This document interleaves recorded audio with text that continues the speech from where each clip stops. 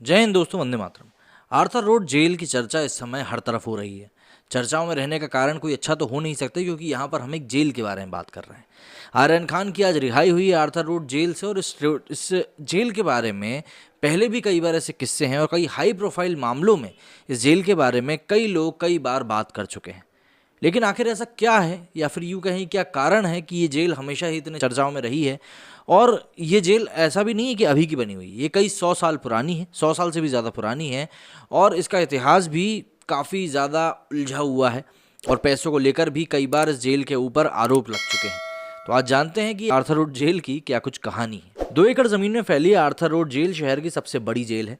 अंग्रेज़ों के ज़माने में इस जेल के अंदर आम अपराधियों के साथ उन लोगों को भी कैद किया जाता था जो गोरों के खिलाफ आंदोलन किया करते थे। फिल्म स्टार शाहरुख खान के बेटे आर्यन खान बीते शनिवार से मुंबई की आर्थर रोड जेल में कैद थे।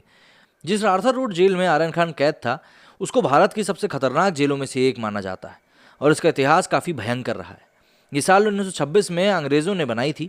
इसका सरकारी नाम सेंट्रल जेल है, लेकिन आर्थर रोड पर होने के कारण ये आर्थर रोड जेल के नाम से मशहूर हो गई। इस जेल को खास बनाते हैं वो हाई प्रोफाइल लोग जो यहाँ के मेहमान रह चुके हैं।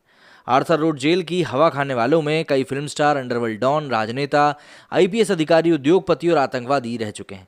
इन्हीं हाई प्रोफाइल कैदियों की वजह से ये अक्सर जेल खबरों में बनी रहती है। 12 मार्च 1993 में मुंबई बम कांड का मुकदमा इसी जेल के भीतर बनाई गई टाडा अदालत में चलाया गया था। उसी मुकदमे के दौरान कई बार संजय दत्त इसी जेल के में कैद रहे, और जब टाडा अदालत ने उन्हें सज़ा सुना दी तो बाकी की सज़ा उन्होंने पुणे की यरवदा जेल में पूरी करी। फिल्म स्टार शाइनी आहूजा भी इस जेल में अपनी गिरफ्तारी के बाद वक्त गुजार चुके हैं। जुलाई 2015 नागपुर की जेल में फांसी दिए जाने से पहले बमकांड का एक और दोषी याकूब मेनन इसी जेल में रहा। 26 जुलाई 2008 के मुंबई आतंकी हमले में जिंदा पकड़े गए एकमात्र आतंकी अजमल कसाब को इसी जेल में रखा गया था।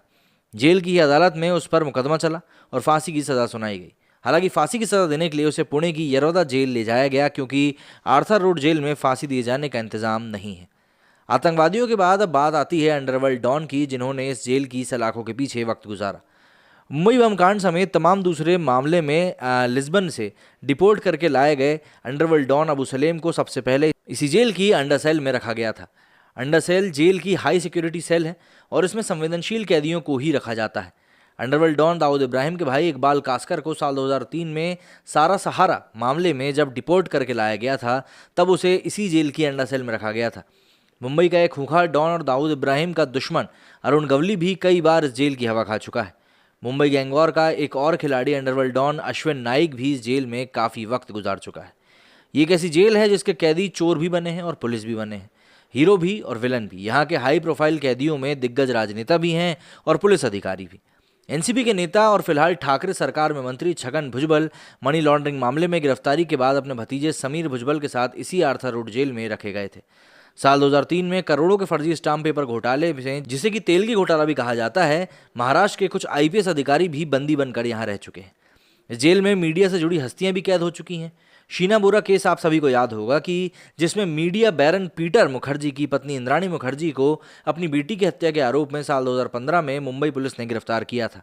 बाद में जब सीबीआई के पास जांच गई तो उसने पीटर मुखर्जी को भी गिरफ्तार कर लिया। गिरफ्तारी के बाद 4 साल तक मुखर्जी ने इसी जेल में अपने जो वक्त था वो बिताया था।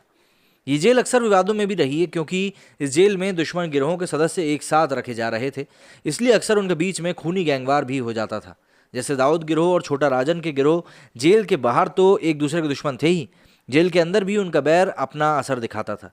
इसके अलावा चोर डकैतों के छोटे मोटे गिरोह भी जेल की चारदीवारी के अंदर आपस में कई बार भिड़ चुके हैं। जेल में गैंगवार के लिए थाली और चम्मच को घिसकर कैदी उसमें एक धार पैदा करते थे और उनका हथियार की तरह इस्तेमाल करके एक दूसरे पर हमला करते थे। अब से चंद साल पहले मुंबई बमकांड के 2 आरोपी मुस्तफ़ा दोसा और अबू सलेम इसी तरह से जेल के भीतर भिड़ चुके हैं, जिसमें धारदार चम्मच से हमला होने के बाद अबू सलेम घायल हो गया था। जेल में गैंगवॉर की वजह से कई हत्याएं भी हो चुकी हैं। अब से करीब 10 से 15 साल पहले जेल के अंदर मोबाइल फ़ोन और ड्रग्स मिलने की खबरें भी आ चुकी हैं, जो जेल के कुछ भ्रष्ट कर्मचारियों के जरिए चारदीवारी के पीछे पहुंच जाते थे। साल 2006 के पहले इस जेल के अंदर भी एक ड्रग रैकेट चलता था, जो स्वाति साठे नाम की एक महिला सुपरिटेंडेंट ने एक सख्त मुहिम चलाकर बंद करवाया था। इस जेल में ओवर क्राउडिंग यानी भीड़ की भी एक समस्या रही है। अगर कोविड काल के पहले की बात करें तो जेल में करीब 1000 कैदियों के रखे जाने की क्षमता थी, लेकिन क्षमता से तिगुने कैदी इसमें रखे जा रहे थे। जेल के अंदर से एक्सटॉर्शन रैकेट भी चलाने के आरोप भूतकाल में इस जेल में लग चुके हैं। इसका मतलब ये है कि जिसके पास पैसा है उसके लिए ये जेल जेल नहीं रहती थी, और जिसके पास पैसा नहीं है उसके लिए जेल की चारदीवारी के बीच की दुनिया किसी नर्क से कम नहीं होती थी। ऐसे आरोप लग चुके हैं कि जेल के अंदर पुराने दबंग कैदी नए आने वाले अमीर घरानों के कैदियों को प्रताड़ित करके उनसे वसूली करते हैं, उनके घर वालों तक संदेश भिजवाकर लाखों रुपए मंगवाते थे। हाल ही में एनडीपीएस मामले में गिरफ्तार एक आरोपी ने वकील ने अदालत से इसी तरह की शिकायत करी थी। दूसरी तरफ जेल का प्रशासन कहता है कि उसकी ओर से जेल की सुरक्षा में कोई भी कोताही नहीं बरती जाती। आज के इस ईमेल वाले युग में भी जेल के अंदर के तौर तरीके बाबा आदम के ज़माने के ही हैं। अगर किसी आरोपी को अदालत से जमानत मिलनी होती है तो उसकी जानकारी इस जेल को फैक्स या ईमेल के जरिए नहीं दी जाती, बल्कि उस आरोपी के रिश्तेदार या वकील को जेल के बाहर लगे एक डिब्बे में जमानत के कागजात डालने होते हैं।